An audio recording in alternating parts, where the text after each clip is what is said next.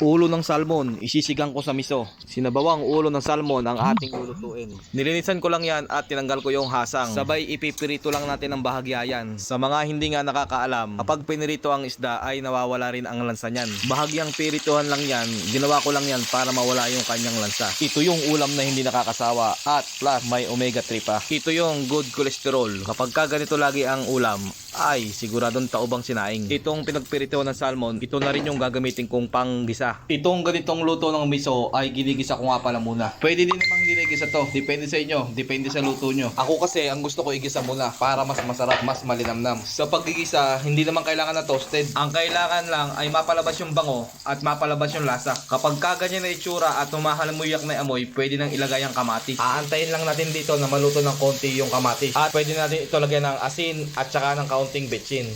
Pwede na rin natin siyang sabawan, yung saktuhang sabaw lang para lasang-lasa pa rin yung ating salmon. Pakukuluan o lulutuin lang natin ng bahagyang kamatis at pwede na ilagay ang ating salmon.